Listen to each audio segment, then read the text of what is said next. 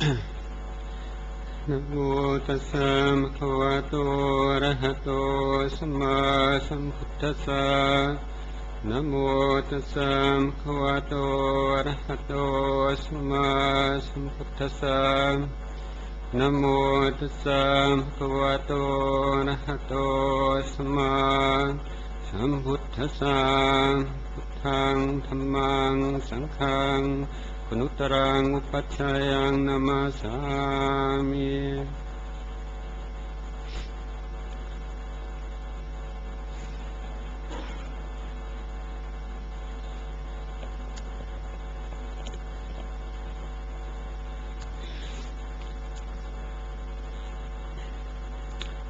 I'd like to begin this evening by telling a short story which some of you may be familiar with. The story concerns a scholar who was very diligent and put great effort into studying the scriptures, the suttas and the commentaries and the sub-commentaries and the sub-commentaries and so on, and was always looking for, the one special, profound teaching which would unlock the inner chamber of his mind and reveal the true splendor of the Dhamma. And so he became greedy for knowledge and for some special information. And he was always on the lookout, trying to find if there was some new source of knowledge which he was as yet unfamiliar with.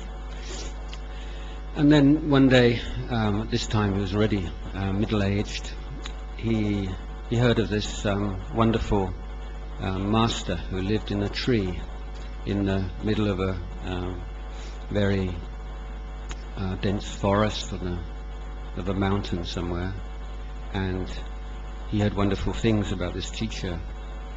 So he decided to travel and endure great hardships in order to be able to study and find some special, profound teaching, presentation of the Dhamma which he'd never heard before. And so he set off on this journey, and he climbed mountains and crossed rivers and trekked through thick malarial forests, and eventually he came to this big tree, and the monk was sitting up in this big tree, a kind of tree house or tree kuti, and he bowed 3 times and he said, "Master, please give me the profound essence of the Buddha's teachings. I've come a very long way with great difficulties to learn." And the monk looked down on him and he chanted a verse in Pali, and the verse was Sabba Papasa Karanang Kusala Supasampada Sajita Pariyo Tapanang Etang Putta Sasanang. The not doing of all evil or all unwholesome things, and the perfection in wholesome dhammas, the purification of the mind. This is the teaching of all the Buddhas. And the scholar, his face fell all that way, and he said, "But Master, even a child of 5 has heard that verse." And the teacher said, "Yes, but even a man of 50 finds it difficult to practice." And so this was the teaching.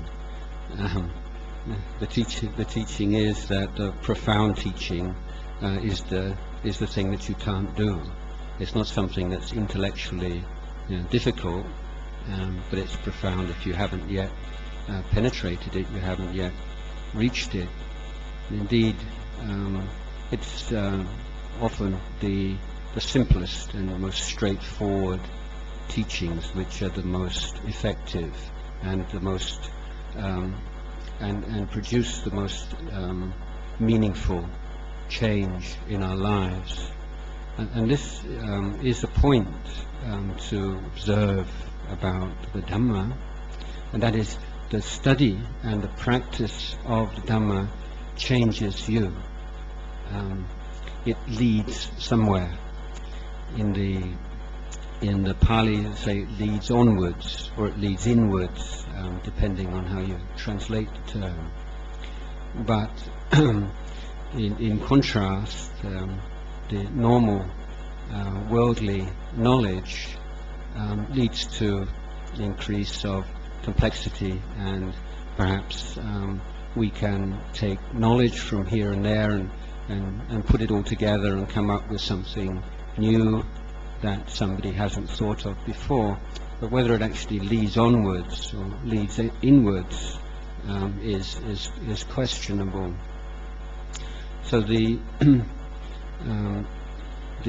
practice of Dhamma, the Dhamma itself, is, let's say, something which stands up to scrutiny.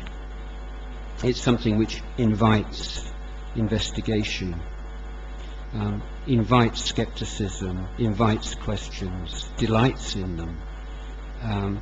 This is not a teaching in which we adopt a certain book and certain explanations in a book and just use that as a kind of a code in which we translate the meanings of experiences that we have, and we have a sense of security that our book explains everything.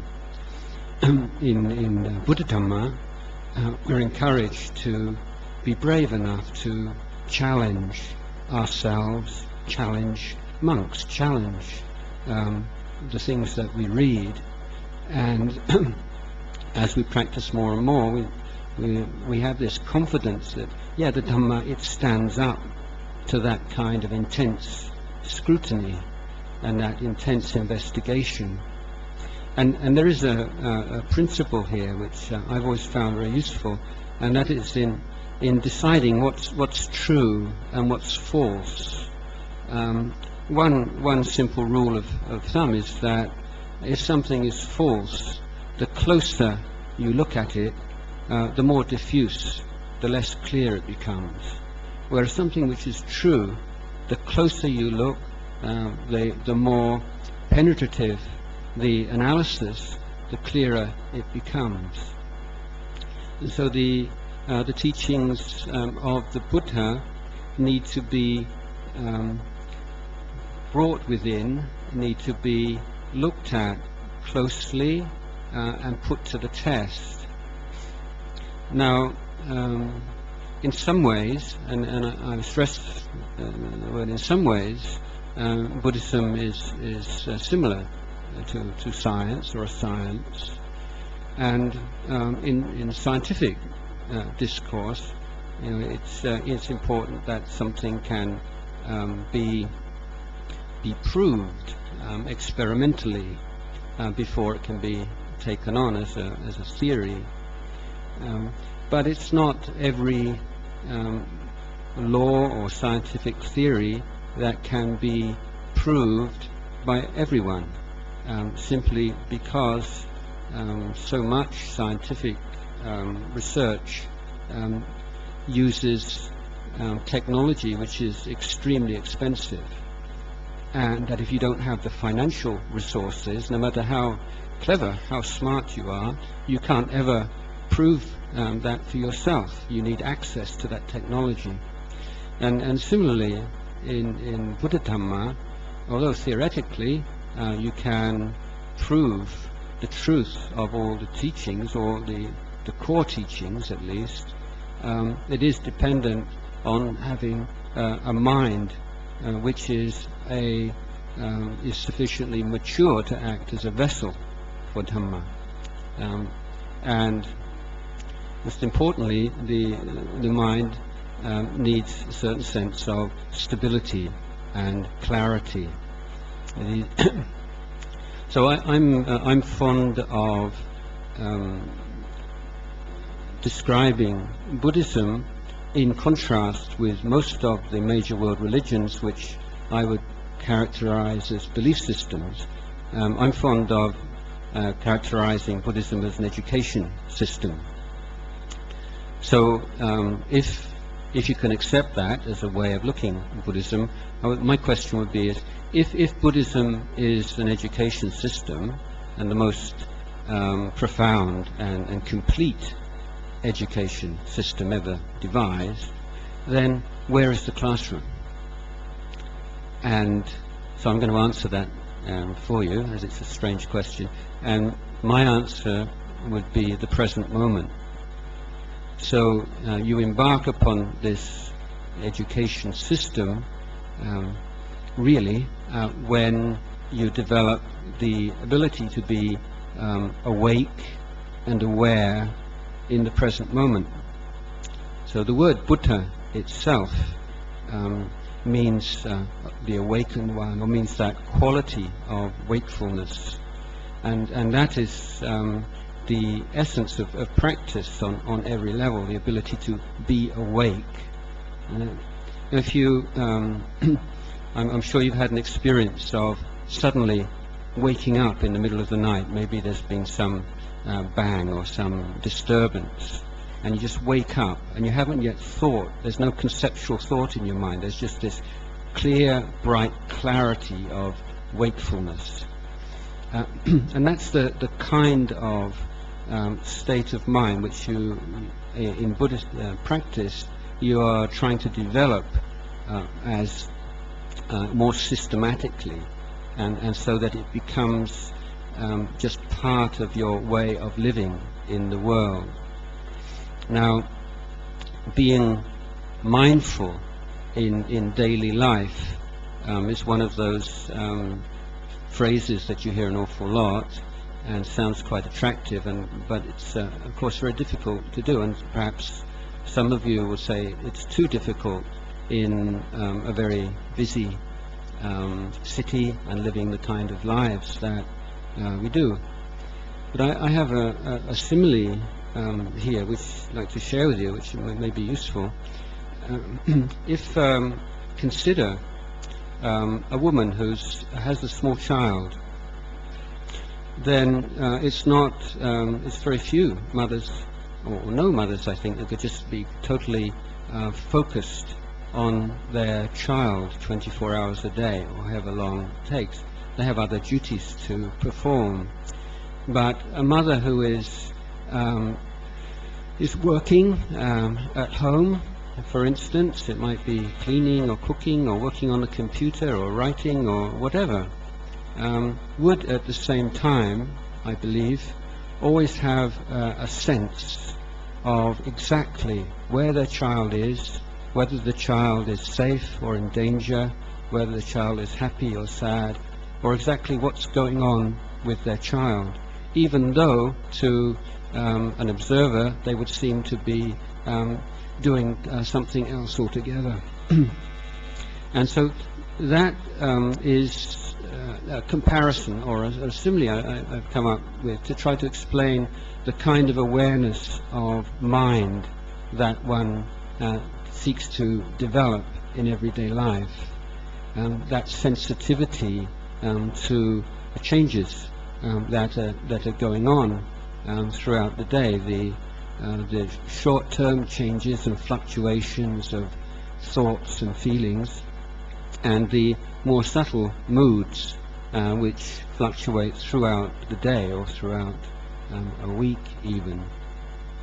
And this is where we begin to study and learn and practice the Buddha's teachings more and more effectively.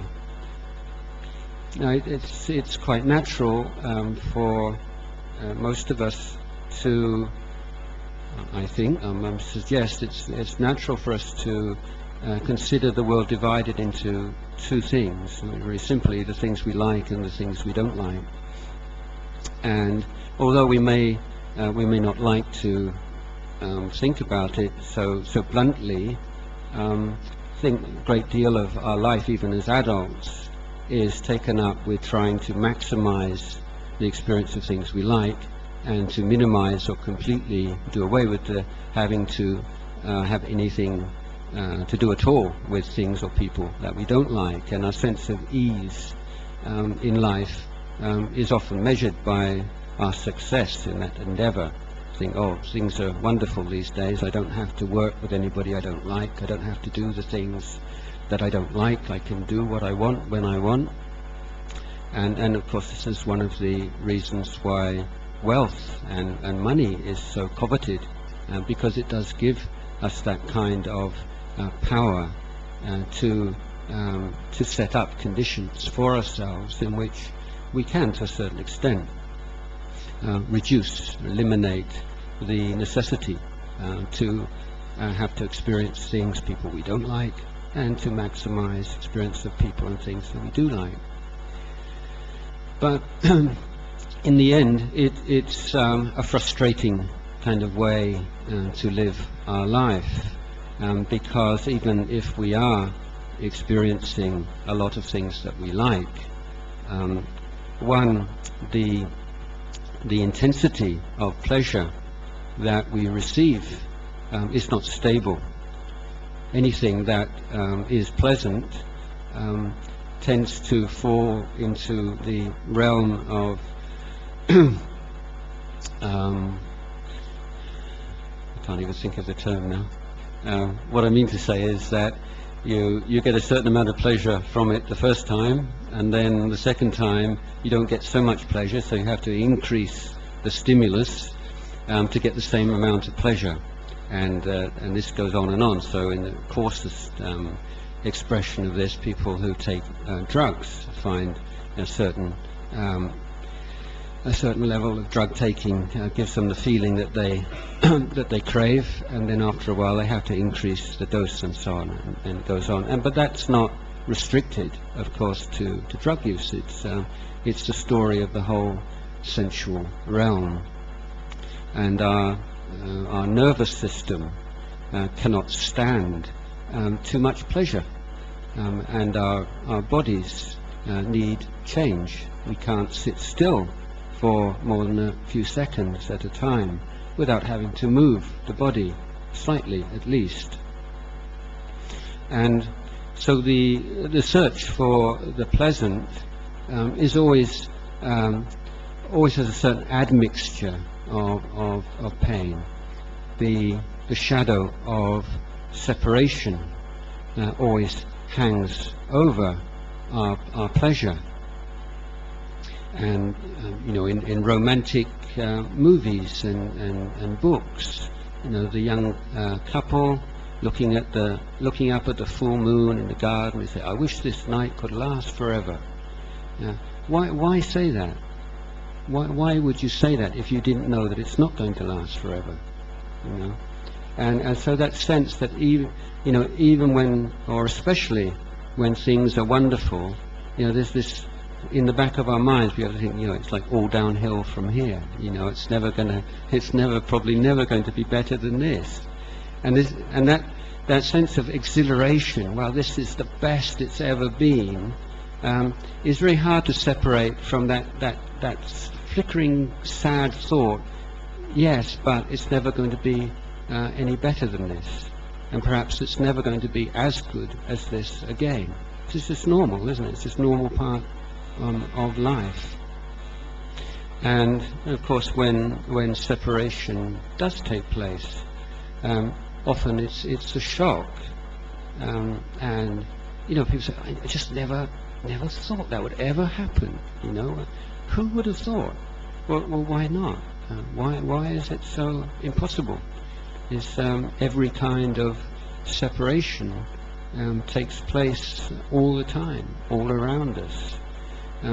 But part of our strategy for dealing with that decline of pleasure and happiness and fulfillment, and that shadowy sense of pending separation and pain and grief, is that we just try to shut our minds down and don't think about it.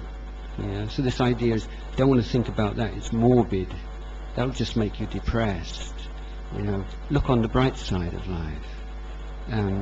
And certainly having a basically optimistic sense of life is probably a wiser strategy than a pessimistic side. Although I saw interesting, I read an interesting article in which they asked various people their projections and their predictions for the future about themselves, and they found that the only people who had anywhere near accurate predictions of how they would deal with things and how things would happen in the future were people who were clinically depressed. So there's an argument that the sort of depressed, negative view is slightly more accurate than the optimistic view, but not necessarily the best choice. The idea in Buddhism, of course, is opening up to the truth of things, and both the side which we find pleasant and the side that we find unpleasant, and that the moment that we start to censor our experience and say, I only want to think about this, I don't want, that just makes me anxious, that just makes me fearful, that you create these kind of paper tigers in your mind, and you give the energy to those negative qualities. And in fact, you're defeating the purpose that you're setting out to achieve by not thinking about these things. So the coming into the present moment is being in the present moment is not a goal in itself. You know, it's not now you're in the present moment, that's it. You know, so be here now, and that's just sort of bliss out on the present moment. But the being in the present moment is just basic mental health. It's the conditioning factor for growth in Dhamma, in order to really know what life is all about, not as a philosophy, not as a complex intellectual structure, but as direct experience. You know, what is body? What are feelings? You know, what are perceptions? What are thoughts? What's sense consciousness? Not as some elaborate Abhidhamma exercise, but as a direct experience.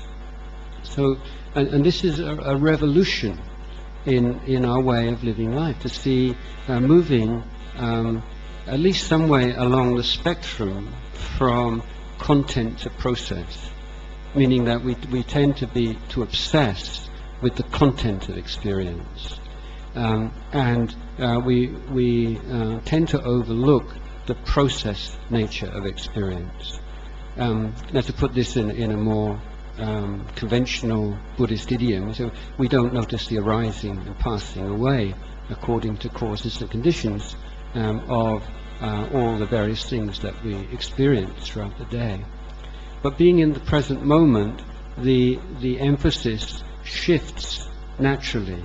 We find things arising by themselves, and just as you experience a yawn, for instance, or a sneeze, as something that just kind of arises. You know, you don't think, you don't decide to sneeze, you don't decide to yawn.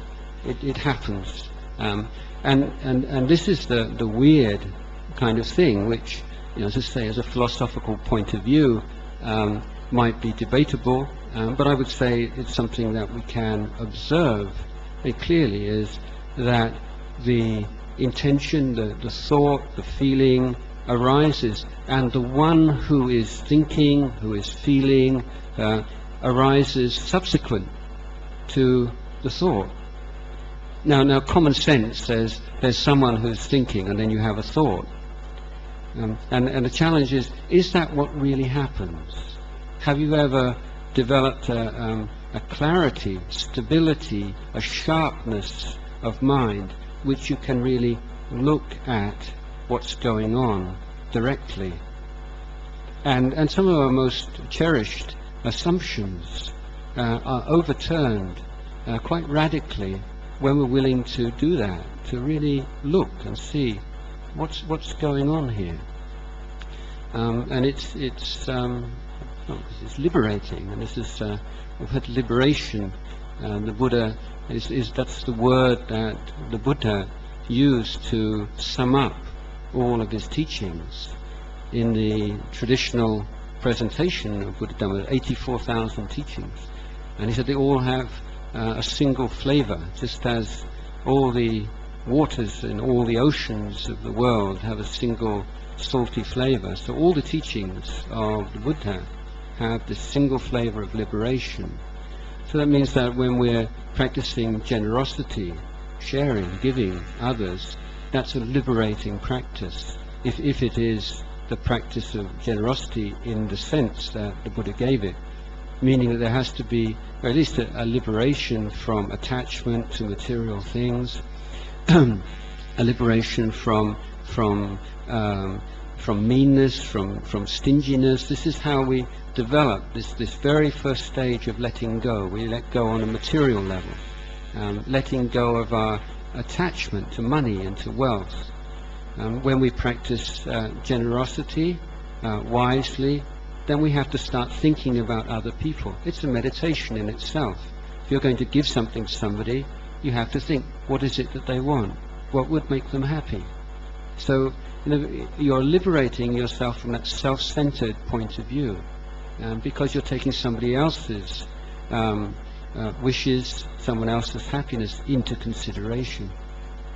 It's liberating, and that's why there's so much joy that comes from giving and sharing.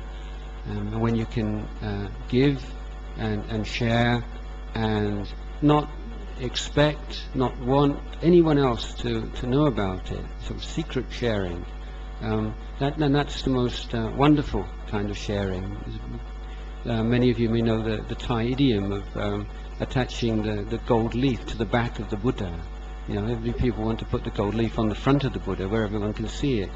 And when you put gold leaf on the back of the Buddha, nobody will see it, but you know it's there.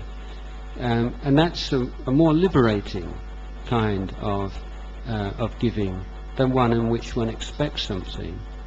Even words of praise and appreciation can lessen the liberating power of giving.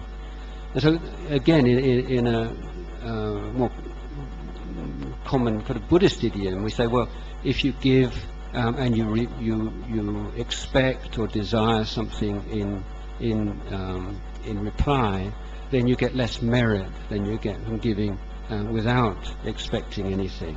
So this is a traditional way of expressing it, meaning the purification of mind, the liberation of mind is less. Keeping precepts is also a practice of liberation. I think there's a great deal of misunderstanding of the role of precepts and sila, or morality, in Buddhist practice. Again, often taking the template or the ways of looking at morality from other religious systems, from belief systems, and imposing it upon a Buddha Dhamma leads to a distortion and misunderstanding. It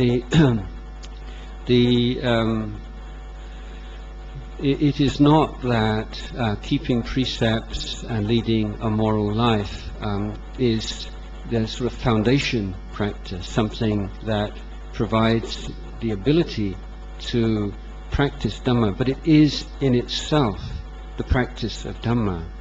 It is in itself the development of mindfulness. Now, in the practice of meditation, then one takes a particular object. It might be a word, a mantra, or it might be one part of the body, like the breath, or an image of the skeleton, or whatever, and then one lets go of everything else except for that one thing. Because you can't just jump from attaching to all kinds of things to attaching to nothing.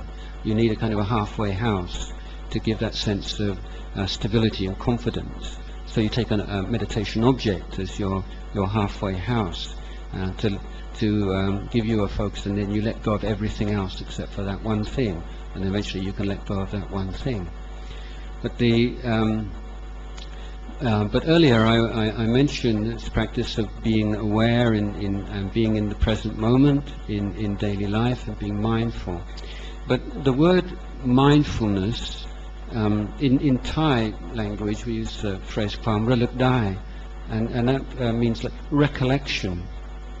And so one aspect of mindfulness is the ability to recollect a suitable object or a suitable theme at the right time and place. Now, in daily life, it's not that you have this floating, nebulous kind of quality called mindfulness, but you always have to be mindful of something. So in meditation, you're mindful of a particular object, but in daily life, what can you be mindful of? Yes, you say, I'm just mindful. But no, you have to be mindful of something. And just now I spoke on the subtle level, being mindful of thoughts and emotions and so on. But it's important to have a little bit more concrete and a coarser kind of object of recollection. And here it's the precepts that form the objects of recollection. So we're mindful of precepts. So when you're keeping precepts, you're practicing mindfulness. Okay? So the Buddha said that sila, or morality, is in essence cetana, or intention.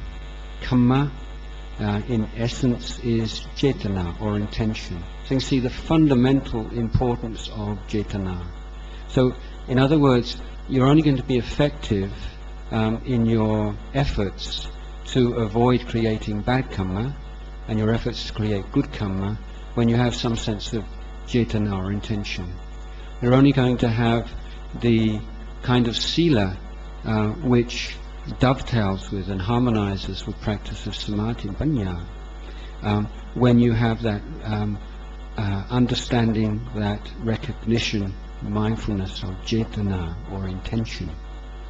So how are you aware of intention? That's difficult. And in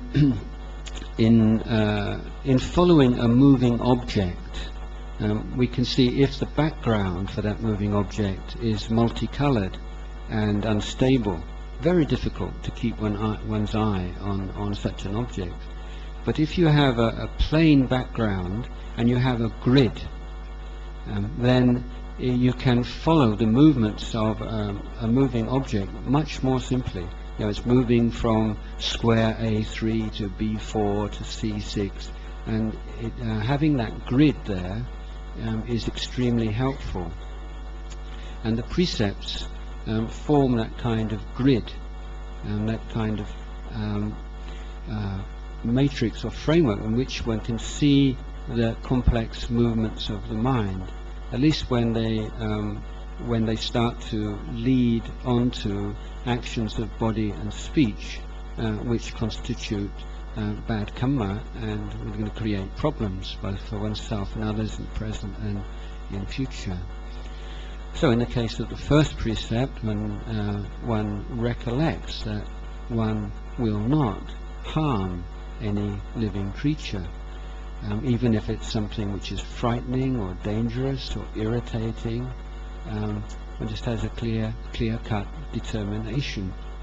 And so we are no longer taking seriously, we're no longer identifying with the intention to harm. So by consciously, willingly, voluntarily taking on as a life principle the intention not to harm, we immediately illuminate the intention to harm.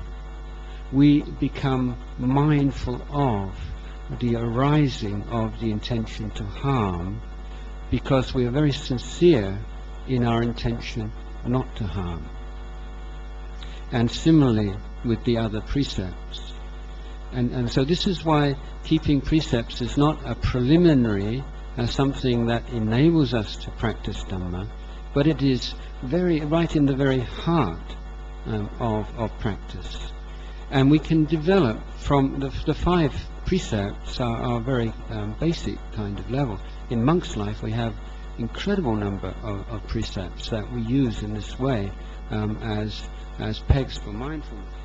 Even if you notice how I put my bag here, that's not just by accident. I mean, I'm taught that I have to put my bag, I have to fold it like that. If I don't, then it's an offence against the core what, the ways of practice. Many rules that monks keep, but I think we have difficult, speaking with someone from Western background, kind of difficult kind of dysfunctional relationship with rules, and we sort of feel rules are kind of imposed upon us, and somehow we should rebel against them, and that there's something noble about that. But and there is sometimes, but my idea about rules, and speaking from experience of living within the boundaries of the Buddhist monastic code for over 30 years now, is that I would compare it with a musician playing, say, a piece of classical music. When we, if you watch or you listen to a violin concerto, a piano concerto, and so on, I don't think you feel that poor violinist, that poor pianist, he's got no freedom at all. Every single note that comes from his musical instrument was decided for him 200 or 300 years ago by Mozart or Beethoven or whoever it is. But we don't consider that someone's creativity in that context is constrained or compromised by the necessity for them to follow the score that was written by a composer a long time ago. Quite the contrary, it becomes a means of expression. And this is, I think, true in art as well. There's a famous quote by Robert Frost about free verse. He rejected it. He liked to write rhyming verse, and he said writing free verse would be like playing tennis with the net down. The very constraints of having a net brings out makes tennis and makes it interesting and makes poetry. And so when one takes on certain restraints, certain things we don't do, and understanding why that's so valued, and rather than feeling imprisoned and constrained, we feel quite the opposite. And so the practice of sila is a liberating practice, and in the psychological realm, and most importantly perhaps, is the reduction or elimination of sense of guilt and remorse. And the liberation from guilt and remorse is a wonderful thing.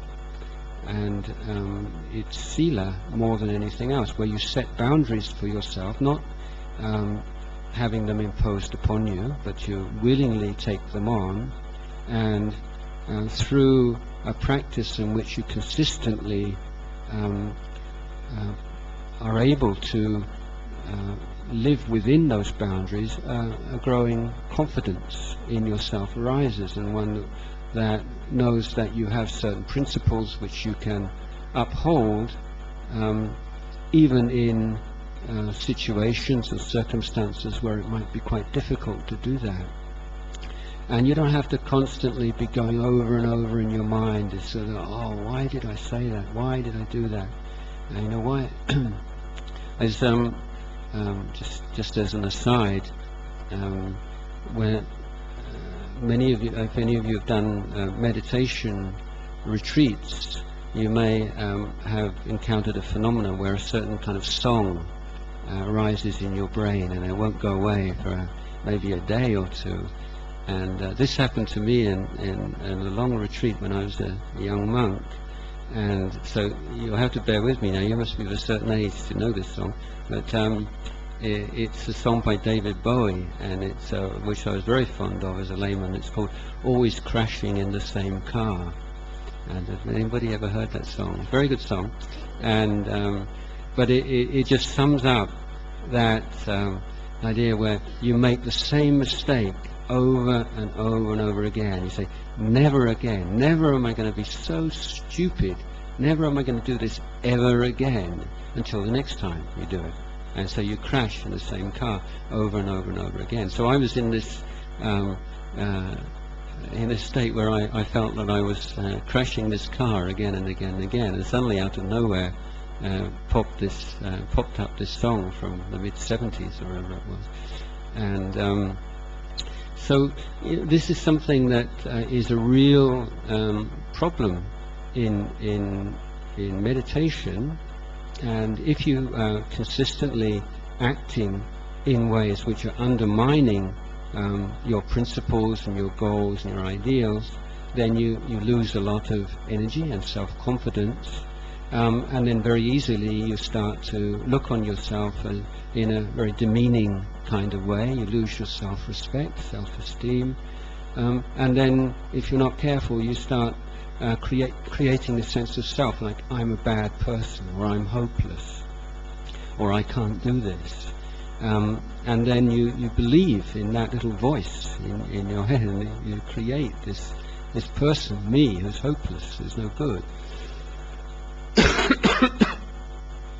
And then even sometimes where in a chronic state you see a path towards some increased happiness and growth, and you think, oh, I'm not good enough to deserve that. You know, this is an awful weird state of mind. Isn't it? Finally sees some kind of happiness in life, and then says, I don't deserve this. Well, why not? So that, I mean, this is so so prevalent in many countries in the West, that there's this kind of counter thing. You deserve it. Buy this because you deserve it. Consume this because you deserve it. You deserve all the sense pleasures that you crave. So the answer is you do deserve it, but not quite in the same way. It's not in the way that you need a credit card to prove it. But you deserve happiness because you've done all the hard work to be born as a human being. You'd be surprised at how difficult it is to be born like this in the first place. So given that you have a body and mind, you do deserve to be able to realize true happiness in life. And this, if there is a fundamental article of faith in Buddhism, is a faith in the capacity of the human being for liberation. Whether we're men or women, and Westerners, Easterners, all these things are irrelevant. We just by the fact we're born as human beings, then we do have the capacity to find liberation and to find true freedom and happiness. So the practice of samadhi is one in which we are developing the tools to liberate ourselves, even if only temporarily, from many of the negative emotions that so often cloud our minds. By developing the effort to develop this sense of knowing and wakefulness, together with the breath, for instance, so being totally awake and aware with the duration of one in-breath and one out-breath, and then starting again. To be totally awake, totally aware for one in-breath and one out-breath, and starting again and again, and recognizing when the mind is drifting into thought, drifting into dullness, re-establishing attention. This is the basic work that we have to do. There's no shortcuts. There's no way around this. It's difficult because we've neglected it in the past. It's not impossible, but it's hard work. There's the word kammatthana. Thana means like base, and kamma is work. So your meditation object is your kammatthana, your kammatthana, and it's where you do your work. So it's tough, because you're going against the grade. You're developing new habits, and old habits die hard. But if you look closely and you see the extent to which you suffer unnecessarily in life, simply because you've never done this work, and you don't know how to recognize when you're starting to get tense and anxious and fearful and angry and hurt and so on, and you've never developed like a repertoire of skillful means to deal with negative emotion. You never developed tools, and you don't have a repertoire of skillful means to create, to sustain, to bring to maturation the wholesome dhammas, then you're always going to be a victim of circumstance. There's never going to be any true spiritual independence in your life. It's always going to depend upon circumstance, depend upon people, depend upon this, depend upon that. So Buddha says we can find this inner refuge in which we become like an island to ourselves, or like a mountain which is unmoved by wind and rain and weather and so on. But this is not, this kind of stability and integrity of mind is not found by turning our backs on certain experiences and trying to create some special blissed out state. If we practice meditation because we're fed up with life, or we're fed up with ourselves, and we just want to go somewhere else where we don't have to put up with all this stuff, then you're already on the wrong path. This is the practice in order to go to heaven. It's not the practice for liberation. You might be able to develop some kind of heavenly realm where you can just close your eyes and feel good for a while. But the ability to do that is conditioned by health, by external circumstances, and it's not something we can ultimately rely upon. But the understanding of things as they are, of highs as highs, lows as lows, thoughts as thoughts, perceptions as perceptions, this is where the stability comes. And we begin to see things less and less in terms of personalities and people, and more in terms of this stream of this flow of movement. And so sometimes you read Dhamma books and say, yeah, there's no self, there's just this, there's just forms, feelings, perceptions, mental formations, consciousness arising and passing away. All kinds of sound so, I think, kind of like a bit mechanical and frightening even sometimes. But the experience of it is directly the opposite. It just feels, obvious and normal and anatta. People write long books about it, and it's really hard to understand. And and then if you're just willing to come into the classroom, into present moment, it's just it. Isn't there something more to it than this? I thought it was more than that. It's just quite normal, but it's just something that we overlook. It's not, as I say at the beginning, the profoundest things are the simplest, most down-to-earth things. And one teacher said, it's more marvelous than developing the psychic power to fly through the air, and it's the ability just to walk normally with mindfulness and awareness. So these so-called higher teachings, more profound teachings, they begin to impinge on everyday life more and more. And so I started off with a story. I'm going to tell you another story, a nice story, about a young lad, a teenage teenage boy got into a bit of a bad crowd, and they were been a bit wild and drinking and drugs and so on. And in this group there was one lad who was more violent and more extreme. Everyone else, he was an orphan, and some kind of a fight, and the violent, extreme orphan killed this other boy, and so the case went to court, of course, and for one reason or another, he this is in America, he wasn't condemned to execution, but was given a very long prison sentence. I suppose like it was manslaughter or it wasn't first-degree murder. Now at the sentencing, the mother of the child, the teenage boy who was killed, was extremely overwrought and very, very angry that she felt that the prison sentence given to the murderer of her son was far too lenient, and she completely lost control in the courtroom, and she screamed to this, "I'll kill you! I'm going to kill you!"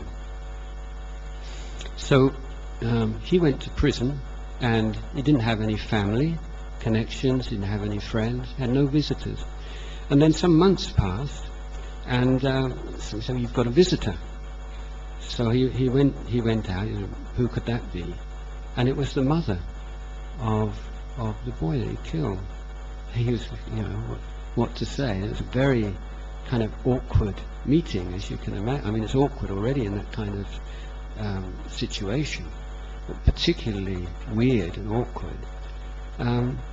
But after some kind of tense words and so on, she went and she came back, and she started to come again and again and again over a period of years, and this relationship developed, which became warmer and warmer until eventually he changed himself and became somewhat of a model prisoner, and was let out on parole much earlier than might have been expected. And of course he didn't have anywhere to go, so this woman said, "You can come and live with me, you can live like my son." And so he did. And one day they were sitting at the kitchen table, and the woman said, "Do you remember in the court when I screamed out I was going to kill you?" And he said, "Yeah, how could I forget? But that's all in the past now. Don't worry about it." She said, "Well, I've done it. I've had my revenge." And he said, "What do you mean?" She said, "Well, I after the trial, I spent a lot of time thinking about it, and I realized it wasn't you who killed my son. It was the evil in your heart, and that I didn't need to kill you. If I was going to have my revenge, I have to kill the evil in your heart.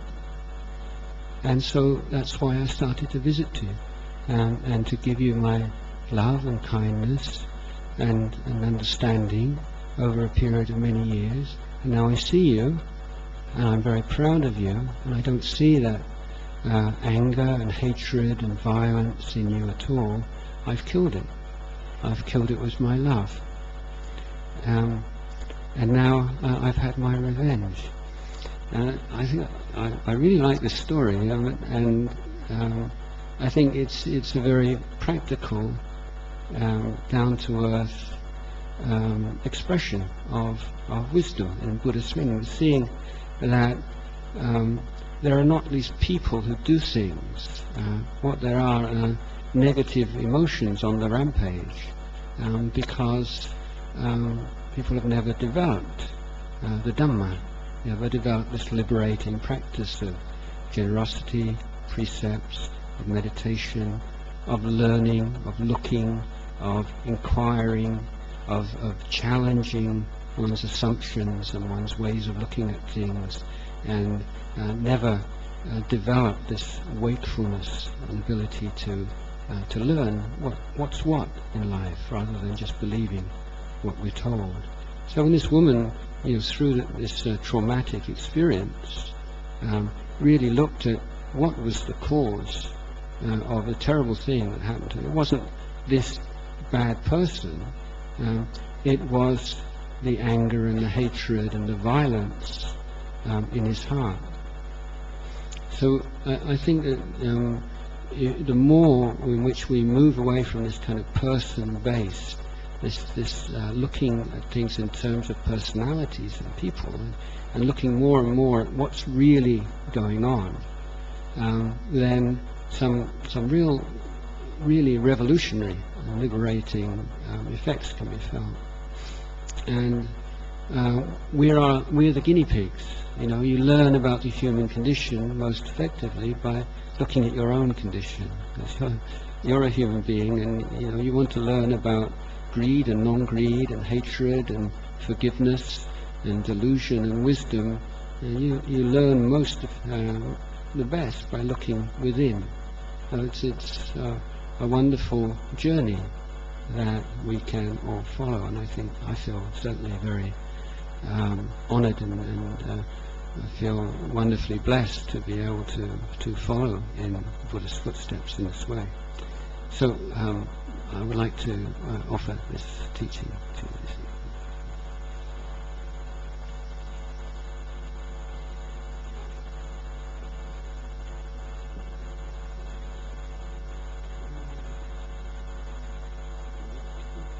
What do you think?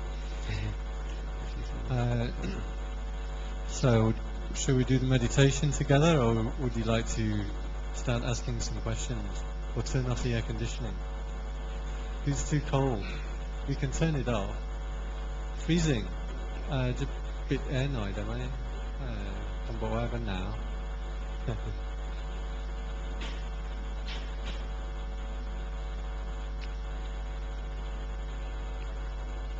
Remote now. So, I'm afraid that if we do meditation first, you'll be thinking of your questions during the meditation session. So, we do the questions first. So maybe if anyone has any questions or comments or things you want to raise, we can pass the microphone out. Outside also, you can do this. Maybe we'll come to the outside afterwards. Me, make light, hang on. Okay, over here. So, if nobody has questions or comments, then that's all. I might say, I think what you were talking about earlier was the law of diminishing marginal returns. That's it. It wasn't on the tip of my tongue. Diminishing returns.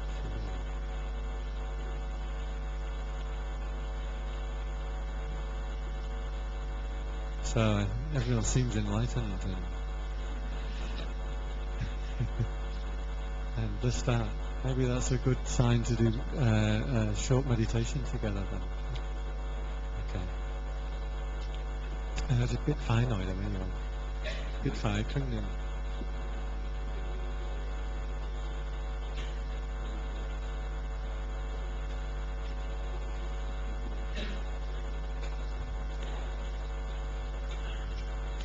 Okay, so we're going to have a meditation period for about 20 minutes. So, first of all, if you'd like to sit in an appropriate posture. Now, what I mean by an appropriate posture is basically one in which you are sitting straight, but not overly so that you feel tense. Secondly, in a posture in which you can be still, because these are the 2 points that I think are essential. When sitting, we're trying to create, at least physically, the sense of self-reliance and independence. which doesn't arise from sitting leaning up against something. Also, if you're not sitting straight in a kind of natural, unforced way, it's easy to get dull and sleepy. Simply the mind moves around so much that it needs every little bit of help that it can get to slow down, and by keeping the body still, we send certain messages to the mind which reduce the amount of mental movement. The most important mental factor that we need at the beginning of meditation is interest and enthusiasm, and it's not a given. There's the fact that we're willing to sit cross-legged doesn't necessarily mean that mental state is present to the degree which is necessary. So having a quick look at your mind and to what kind of state is it in? Is there a real interest in inclining the mind towards peace and clarity? And sometimes at the beginning of meditations we should be willing to spend a little time talking to ourselves, just reminding ourselves why we think the practice of meditation is useful, beneficial, and similarly, what are the disadvantages and what's the suffering inherent in an untrained, uncontrolled mind. So this is just a way of bringing up that interest and focus and commitment to meditation, which forms a foundation for the practice itself. So this is a practice of letting go of everything except the present moment. But the present moment itself is a difficult object. So we have a presently existing phenomena such as the breath, and we incline the mind towards the breath at any particular point in which it feels comfortable. That sense of comfort and ease and pleasure is important.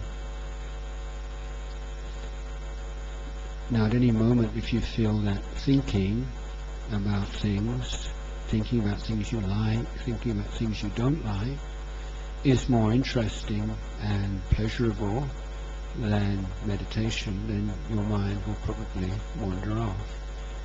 But if you are clever enough to be able to look at meditation and to see it as and experience it as something more fulfilling, more pleasant than the alternatives, then meditation becomes very easy immediately.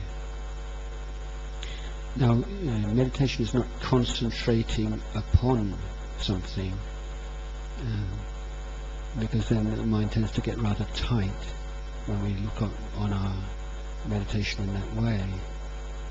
And it's a matter of being awake with, using the meditation object to help us to maintain a stream of awareness, a stream of wakefulness, a clarity, sharpness, brightness of mind.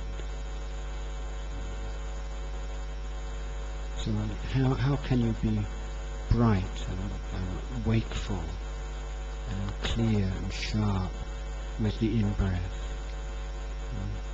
How can you be totally awake and bright with the whole duration of the out-breath?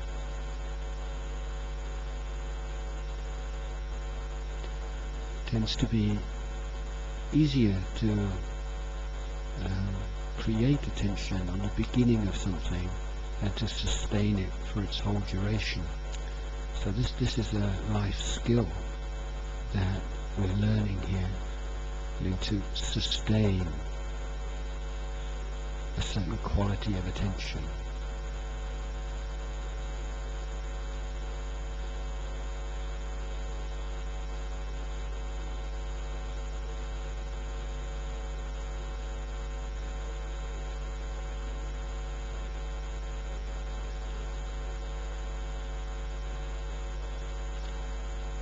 to really try to develop a sense of that quality of bright wakefulness, and use your meditation object, whatever it may be, to strengthen, stabilize that clarity, that brightness, that wakefulness.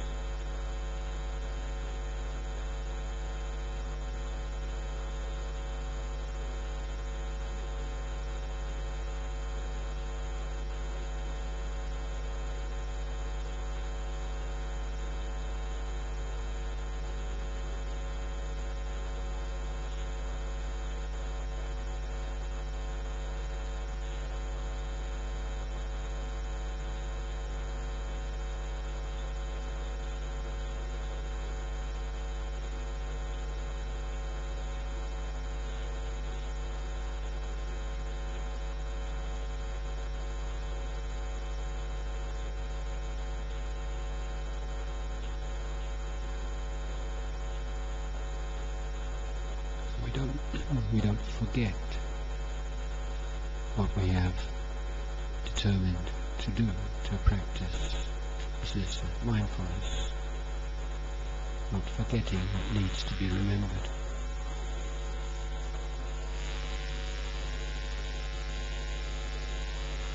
We don't get drawn out of the present moment to thoughts and memories. This is the quality of sampajanya, clear comprehension.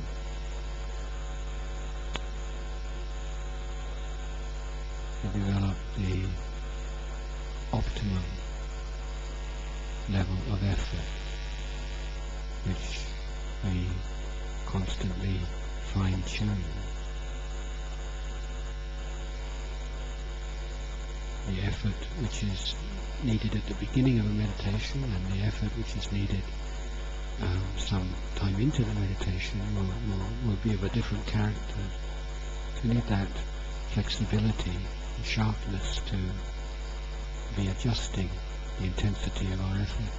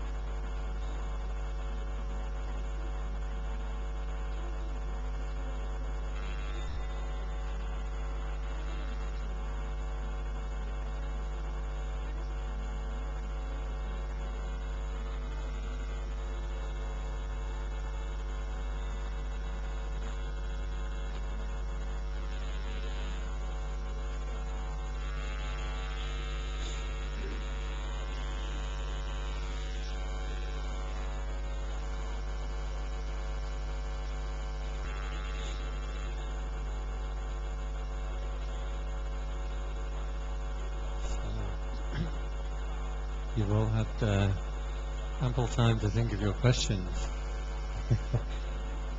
Actually, I have a question, if I may. Something that Tan Frank and I were discussing, and we couldn't quite come to a conclusion, but since you mentioned it during the talk, the question about intention. And we were trying to figure, when you have an intention to do something, which you were saying, this is the starting point of the karma. But can your intention be the result of your karma? Or is intention only ever the cause of karma? So if I intend to come and practice meditation, is this the result, the karmic result of what's gone on before, or is this the future? And we couldn't quite decide this question. Yeah, that's a good question.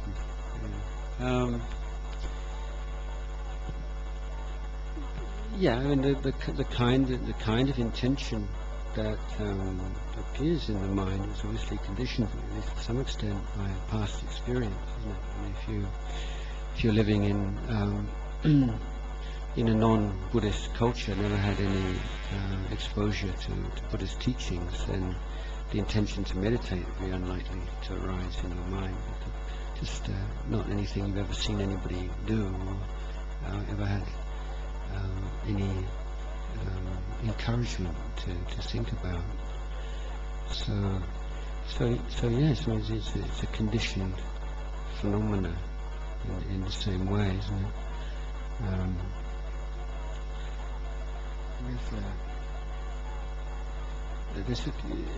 It's a very complex and interesting debate. Probably a few hours on that, because the distinction between kilesa, kamma, vipaka is that wheel, as it were, is one that maybe it's not quite so separate as you're thinking. If certain intentions arise in the mind, conditioned by previous intentions, and then in a certain sense you can say they were vipaka, but at the same time they are what leads to action of body, speech and mind. But I think that it's not a very speaking as someone who's listening to myself speaking, I don't think it's a very satisfactory answer actually, but I would say that you can get back to us on that one if you like. Yes. Right, as I'll be leaving in a few minutes. What I would say is that in a lot of religions there's this idea: when did the world begin? How long ago? And as you probably know, there's this Irish bishop called Bishop Ussher who said it was kind of so many thousand years ago, and he has the day and the month, even it was a Thursday morning at 10 o'clock, something like that. So most religions have some kind of myth or account of when the world begins. And in Buddhism we say the world begins the moment the sense of self arises. So it's a very different way of looking at things. So the moment there's that identification with intention that arises, then the whole world arises at that moment. The whole world appears. The universe appears at that moment.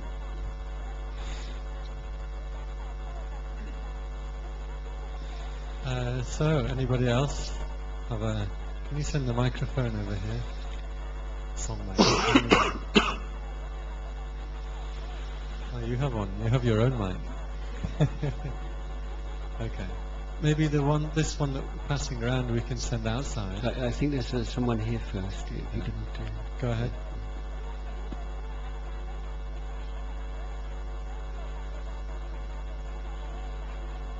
Okay, we'll repeat the question.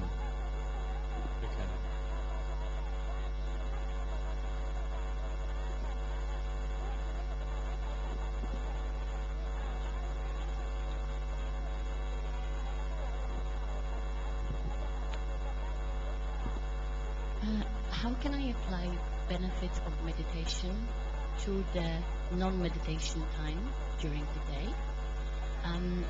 In meditation we focus on the presence, we develop awareness, but in other times we are passive kind of during meditation, while in other times we are active and our mind goes back to we think about the past and we think about the future. How we can apply the benefits of meditation to that time? Yeah. Well, first of all, the whole thing about being in the present moment, as I say, that's the what I call the classroom. You know, that's where you begin to study. But that doesn't mean that you can't think of the past and the future. I mean, of course, you have some kind of problem. You have to draw upon knowledge that you've gained in the past. How do you deal with this? You know, and similarly, you have to plan for the future at the very least. What are you going to do next? You know, all kinds of things you could do. You make choices. You have to create priorities, short-term, long-term goals. I mean, all these things are important. The Buddha himself spoke many occasions on the future of Buddhism after he died, and what things would lead to its decline and what things would lead to its non-decline. So the present moment doesn't mean that you're not thinking of the past or the future at all. This means that you're not getting lost in it when you're sort of going round and round in circles, or when you get bored with the present moment and you have some kind of fantasy or something you're looking forward to just to make you feel a bit better. So those are the kinds of strategies that most people use to get through the day. So you're starting to develop a different way of using your mind. One or two of the points I made earlier on is that having precepts as objects of recollection and objects of mindfulness in daily life, and say in speech, for instance, you have what the Buddha said was like the qualities of good speech. Firstly, that what you say is true. Secondly, that it's useful to the person you're speaking to. Third, that it's spoken at the right time and place. Fourth, that it's spoken with kindness. And fifth, that it's spoken politely. So you have these 5 things in your mind. You know, try in a course. You can't look at your breath in a meeting or something like this, or you're with family members. So does that mean you can't meditate? No. Well, what is the thing? What can I recollect? How can I be awake and mindful and present, given this present situation? Yeah, be mindful of speech. Be mindful of what you say. Is it correct? Is it true? Is it beneficial? Is it the right time to say something? Is it the right place? Is it kind? Is it polite? So there's always something you can be mindful of, but and you want to be constantly mindful, but the object of mindfulness can change, and that's the kind of the skill that you learn, what you need to be mindful of right now. So if you're alone and you don't have any sort of pressing time constraints, then you can develop mindfulness of movement of the body, and just basic present moment awareness. But when you're with others, then you're being mindful of your speech, you're being mindful of developing listening skills, knowing when to speak, when to listen, when to be assertive, when to be passive. That kind of sensitivity to what feels right in any situation. Meditation also, it's important to have a daily practice, and continuity is very important, and regularity. But in daily life, when you've got a lot going on, it doesn't mean you necessarily have to find 15, 20 minutes or half an hour to meditate. You just sit down for 60 seconds or 2 minutes. You know, if you're just getting stressed out in front of a computer or something, just stop and just watch your breath for 60. You'd be amazed at just what a difference it can make. Just to make a fresh start again. Just to re-establish your present moment awareness and attention, and just not letting the mind just sort of drift off and wander off for a long time. If you're standing in a lift, for instance, good time to you don't have to look in the mirror and look what you know what you look like already. So waste of time. Just watch your breath. So you can just reclaim this little short 1 minute, 2 minute intervals at times when you usually think you're in between important things. You're moving from one room to another room, or upstairs, downstairs, or up in a lift or down in a lift. If you just take those opportunities just to re-establish awareness, then you can find that, I mean, as far as stress reduction is concerned, I mean, really, you can see very quickly that just that simple practice is very effective. Sorry, there's just one lady at the back first.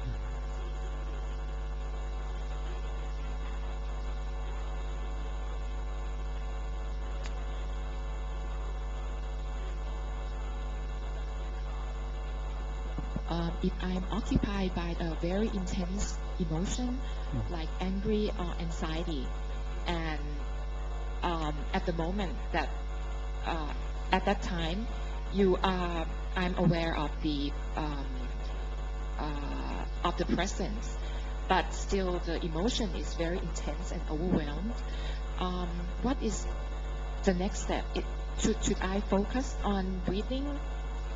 Is that the correct way, or it's but that sometimes is very it's like to force myself to do it. It's not occur spontaneously, so I'm not sure what to do next. Yeah.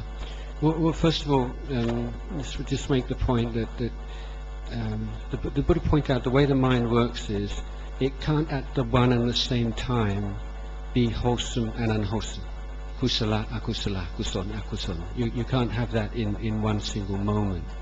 So it seems as though you're angry and I know I'm angry, but actually that's not what's going on. You don't know you're angry, but you have just a moment of mindfulness, and then that falls away, and then you're angry, and then there's a moment of mindfulness. So it's actually alternating between moments of awareness and moments of anger. But you can't be aware of being anger in the sense that the Buddha used that term. Now, but to answer your question more directly, prevention is better than cure, and I would suggest particularly develop a lot more body awareness. Now, when almost all negative emotions have accompanying physical expressions. If you're angry, your heart's beating, you're red-faced, so on and so forth. When you're really angry, those physical expressions are very obvious, but they also start in a more subtle way before the emotion is really overpowering. Now, the practice is to develop that ability to just notice. You should be able to notice for yourself there are certain specific and common physical manifestations when you're just beginning to get angry. Some people feel it in their calves, some people feel it in their arms. Tend to have a sort of distinctive part of your body, in your shoulders maybe, or you sort of tense in your face. Now, if you can notice that in yourself, it's like an early warning system that because it's easier to notice the body phenomena, the physical phenomena, than the mental phenomena until you're very skilled in meditation. And so, often then you can solve the problem before it gets to completely losing it with anger and with anxiety. These are very different. Anxiety is like thought out of control, and basic meditation practice and mindfulness, letting go of distraction, coming back to your object. Mind gets distracted, brings it back. Mind gets distracted, brings it back. It's like developing a muscle. The more you do it, then the less your mind wanders, and then when it does wander, the quicker you realize, and the easier it is to bring it back. So that's just the work of meditation will help you with that. But with anger, then, or with any extreme emotion, we always have to remember that any effective remedy must include both sila and samadhi and panya. So on the sila level, it says that no matter how angry you might be, you're not going to express that physically or verbally. So that's not repression, but you're not expressing, because you're creating karma there, and it'll just makes things worse, and you develop certain habits. So that kind of restraint of the body and mind, body and speech, is the first element of dealing with. Second element of samadhi means all the skills you develop to deal with negative emotion, develop positive emotions, and loving kindness, meditation, mindfulness, contentment, forgiveness, all these positive qualities which we develop are reducing the power of anger in our mind. Then the wisdom, the panya side, starts off from wise reflection, we call yoniso manisittana, just reflecting on the suffering that arises, has arisen in your life through being angry and saying and doing things you regret afterwards, and harming relationships that you value, and the effect on your physical health, and really beginning to see it's really, a terrible thing, and to reflect on the value, the beauty of kindness and forgiveness, both that you see in yourself, you see in others, or if you have some teacher who you respect as someone who's full of metta and loving kindness, and you can think of him or her and bring the image of them to your mind as an ideal and as an example to you, then that's very helpful. Again, the story I told at the end of my talk, we see that the things that make us angry in others, it's not that person, it's just that tendency in that emotion in somebody. Then we say, well, I've got that in me as well. The nasty thing is not the person, it's the thing that's in the person, and it's within us as well. So these are skillful means and reflections, and sometimes if you get really take yourself very seriously, and you feel really sorry for yourself for some reason, like the whole world's against me, then you just look in the mirror and you say, poor thing, น่าสงสารจริงๆ just in a way, you have to smile and you have to listen. And smiling and laughing is, it maybe not be in the Tripitaka, but it's a wonderful way of just like puncturing this whole self-importance. When you get angry and self-righteous, it's just so you're so important, and so I'm so right, I'm so, it's just. It's just a joke, It's just, don't take yourself so seriously. So look in the mirror and make yourself smile sometimes. The thing with Dhamma practice is you don't have to just follow all the books. It's what works. If something works, you don't have to worry. I've never seen that in any book. Never heard anybody. Does it work? Does it reduce the anger? Yeah, it's good. So the Buddha says, anger is a dangerous thing.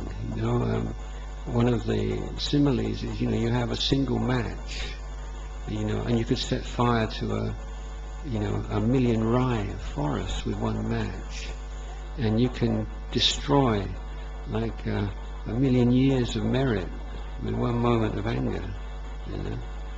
Yeah, it's really frightening when you think about it. So this is a kind of reflection that we use. But to eradicate it, to completely, then you need vipassana, which is the wisdom that arises from meditation, where you see the arising and passing away of body and mind according to causes and conditions. This is when there's just a total, a kind of a radical realignment of your whole being. And you just don't look at yourself or look at other people in the same way anymore. But that's some way ahead. In the meantime, this wise reflection and looking at things in ways which reduce the power of emotions rather than feed them. Because these emotions, like anger, they're drugs. Why is it people like anger? It's just because it just feels like you're real. It feels like power. It's the power of anger. It's extremely intoxicating, especially if you're someone who is in a situation in which you feel powerless in a conventional way. Where you don't have the ability to influence your environment very much. You know, the one time where you can really feel that sense of power is when you're angry. You know, that's why it's so. People like it so much. Why people like to be angry? You know, and if you're angry, you like it. You know, if you didn't like it, you wouldn't be angry.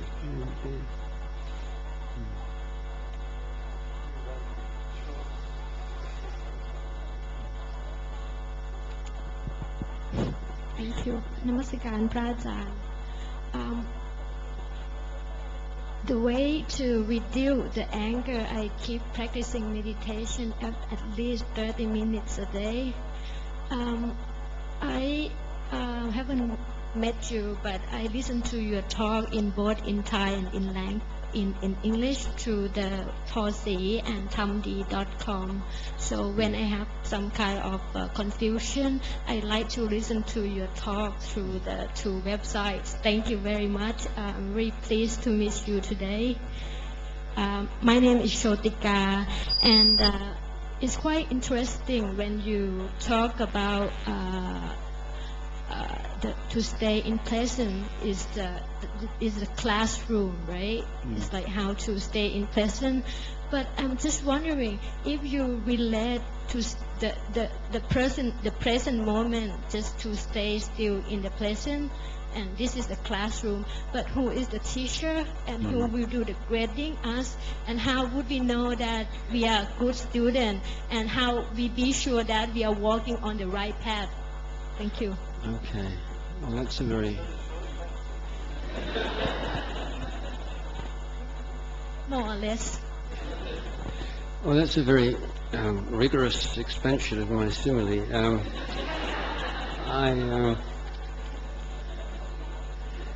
Yes, well, let me see. The teacher, of course, in one sense, is the Buddha, because he's given us the path and the map and the pointing out the nature of what is kusala and what is akusala, and how to recognize what is attachment and what is non-attachment.